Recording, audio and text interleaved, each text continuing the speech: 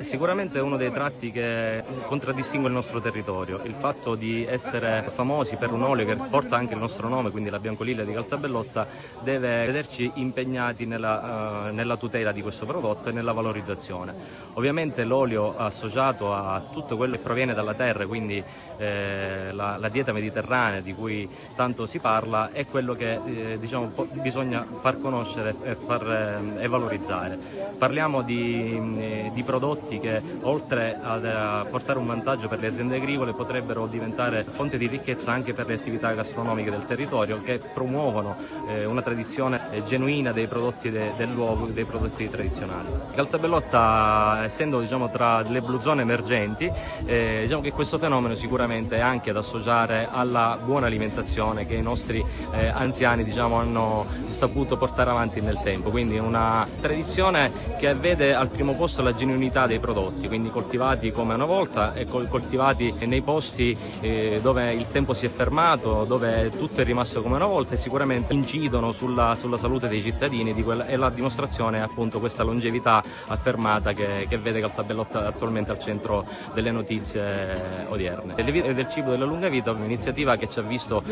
protagonisti sin da subito con il nostro olio, ma che vuole allargare le vedute su tutto quello che ha a che fare con il nostro territorio. Io nei miei piatti racconto la Sicilia e racconto l'origine degli alimenti, che è la cosa più importante. Credo che la salute dipenda dall'alimentazione, è una cosa vecchia quanto il mondo,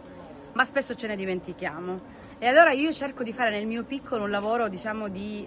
divulgazione, in cui dico di usare l'olio d'oliva buono, le farine. Qui in Sicilia abbiamo un patrimonio di farine di grani antichi che sono un'eccellenza, che addirittura possono mangiare anche coloro i quali sono intolleranti al glutine, ma nessuno lo può dire per varie questioni, e quindi è viva il cibo di qualità, le materie prime di qualità che ci aiutano a vivere a lungo. Il protagonista è il nostro olio d'oliva. Oggi prepareremo un piatto molto estivo, un minestrone freddo. Alla base avrà una crema di tenerumi montata con dell'olio d'oliva e poi a finire delle verdure dell'orto. È un piatto della dieta mediterranea molto wellness, molto detox, molto semplice. I prodotti sono tutti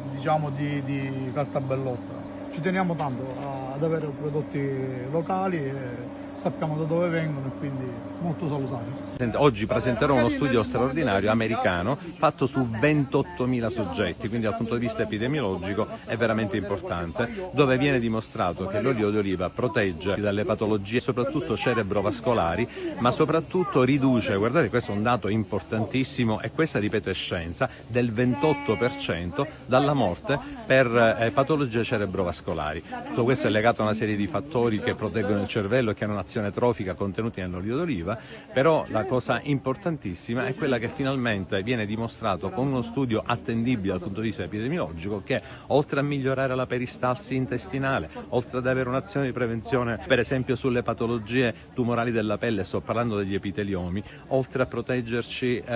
dalle dislipidemie, finalmente abbiamo uno studio che relativamente al discorso della vecchiaia, una vecchiaia che si può passare veramente con serenità in territori come quello di Ribera, dove abbiamo l'attività di protezione legata agli antiossidanti contenuti nelle arance, ma soprattutto in questo territorio straordinario di Caltabellotta con l'olio extravergine di oliva, abbiamo possibilità veramente di allungare la nostra vecchiaia, ma soprattutto in modo sereno, quindi non ha senso essere anziani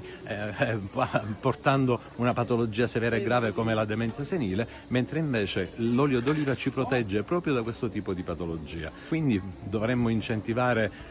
l'utilizzo dell'olio d'oliva, perché è una cosa importante, e anche il dosaggio che dovremmo assumere al giorno, che è di circa 7 grammi al giorno, ma noi queste nostre popolazioni siamo abituati ad assumerne con gli alimenti probabilmente anche di più di 7 grammi al giorno. Quindi questo è un dato epidemiologico affidabile, attendibile e che secondo me va divulgato.